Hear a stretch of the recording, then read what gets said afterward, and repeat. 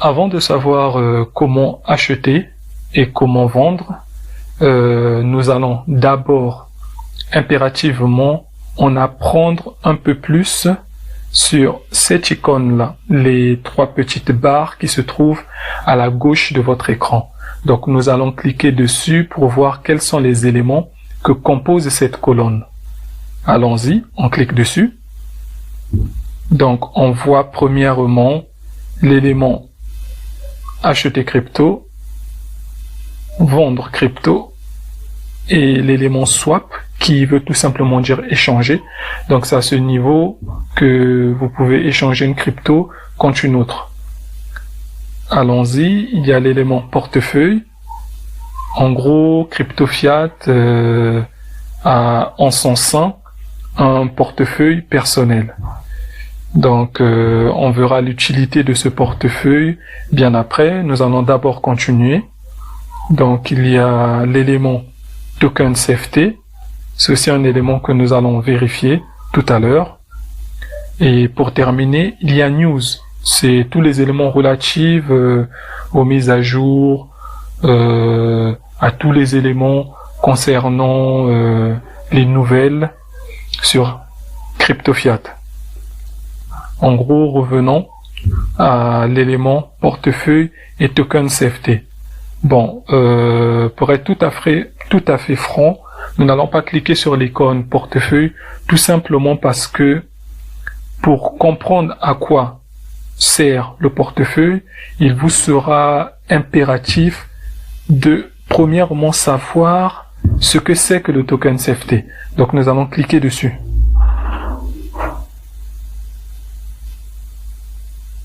Une fois que nous cliquons dessus, nous pouvons remarquer tous les éléments relatifs au token CFT qui sont représentés ici. C'est impératif et important que vous vous imprégniez de tous les éléments présents sur cette colonne, tout simplement parce que cela va vous permettre d'en savoir davantage sur le token CFT, son utilité et les avantages de détenir le token CFT.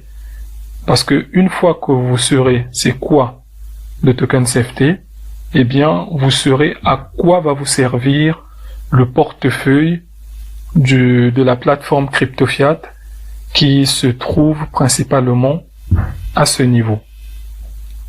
Donc voilà un peu ce que j'avais à vous dire avant de savoir comment acheter et comment vendre. Donc nous allons repartir sur la page d'accueil pour voir les éléments relatifs à la vente et à l'achat. Donc on attend que ça charge. Voilà, c'est fait. Donc ici, vous voyez l'icône qui représente l'achat et celui qui représente la vente. Donc on va cliquer sur vendre pour voir, on clique. Voilà. Une fois qu'on a cliqué, vous avez constaté que l'icône acheter est devenue blanc et l'icône vendre est devenue rouge. Cela signifie que là, vous êtes sur la partie de la vente, concernant la vente. Mais premièrement, nous allons d'abord voir, excusez-moi, la partie relative à l'achat. Donc on va cliquer dessus. Vous voyez que la partie vendre est devenue blanc et la partie acheter est devenue bleue. Cela vous spécifie que vous êtes sur l'élément acheter. Donc on va essayer de choisir une crypto-monnaie au hasard. Il y en a plusieurs, mais on va choisir les éléments, les raccourcis, donc c'est-à-dire les crypto-monnaies populaires et qui sont en tendance sur CryptoFiat. Donc on va choisir l'USDT, qui est la monnaie la plus commune que tout le monde connaît dans l'univers de la crypto-monnaie. Donc on va choisir USDT. On clique dessus.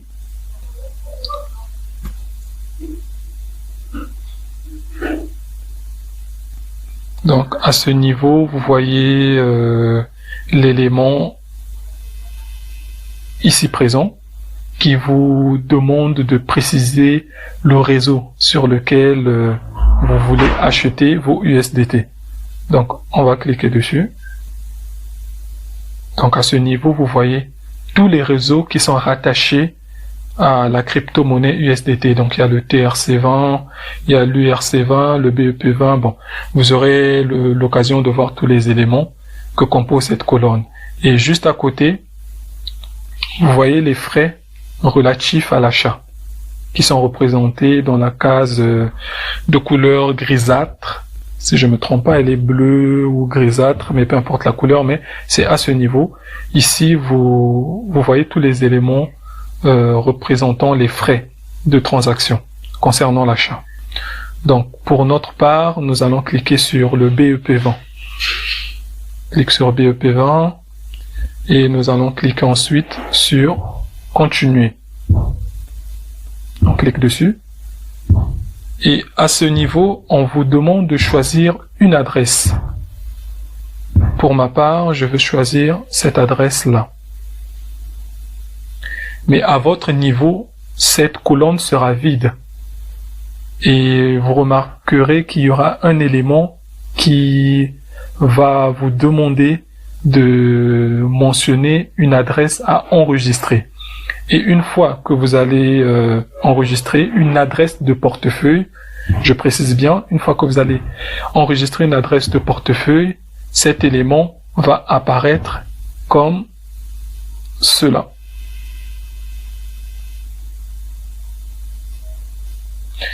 Et ce qui est génial, c'est que vous pouvez enregistrer plusieurs adresses de portefeuille. Donc, pour ma part, je vais cliquer ici. OK, et je clique sur Continuer tout en bas, à ce niveau. Voilà. Et ici, qu'est-ce qu'on me demande? Voyez-vous, ici à l'icône où on mentionne le pays, on va cliquer dessus pour voir les pays qui sont représentés au niveau de CryptoFiat. Allons-y. On clique, comme je vous l'avais dit, en tout premier lieu. Donc il y a 5 pays, vu que c'est l'Afrique centrale, le Cameroun, la RCA, le Tchad, le Congo et le Gabon. Moi je vais rester sur Congo parce que je suis au Congo-Brazzaville. Donc après, je vais cliquer sur l'élément paiement. Ici, c'est l'élément relatif au paiement. Donc ici, vous avez tous les éléments vous permettant d'effectuer votre achat. Donc on voit MTN Cameroun, Orange Money Cameroun, Airtel Brazzaville. Bon, vous aurez l'occasion de vérifier tout cela par vous-même. Moi, je vais cliquer sur exemple MTN Congo Brazzaville. Je vais cliquer dessus. Voilà. On attend que ça charge.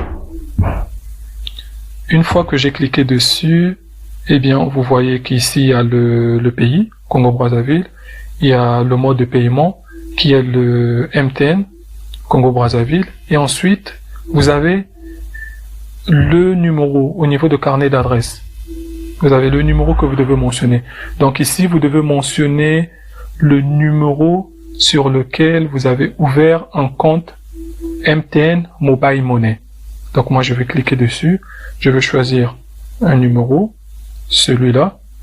Et par la suite, on vous demande de mentionner le nom avec lequel vous avez ouvert votre compte Mobile Money. Plus précisément, MTN Mobile Money.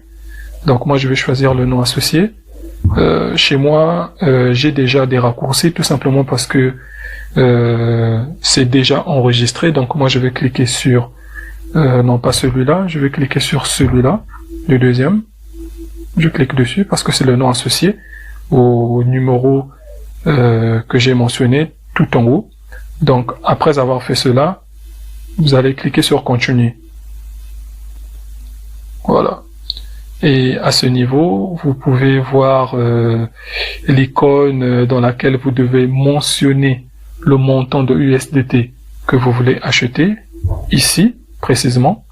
Et vous avez aussi l'icône qui va vous montrer l'équivalent du montant en francs CFA qui est juste ici. Donc on va essayer de mentionner exemple, excusez-moi, on va essayer de mentionner $10 et on voit automatiquement que 10 $ nous font 6440 francs CFA. Donc, je suis OK avec ça. Et une fois que c'est fait, je vais cliquer sur continuer. Je clique sur continuer. Et à ce niveau, vous devez impérativement lire les informations qui sont représentées à ce niveau. Donc, c'est un récapitulatif de tous les éléments que vous avez mentionnés pour votre achat. Vous devez vérifier ces informations-là pour effectivement voir si vous n'avez pas commis d'erreur. Donc, une fois que c'est fait, une fois que c'est fait, vous allez cliquer sur acheter. Donc, on va cliquer dessus.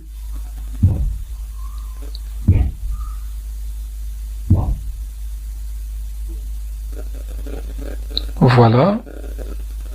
On attend que ça charge.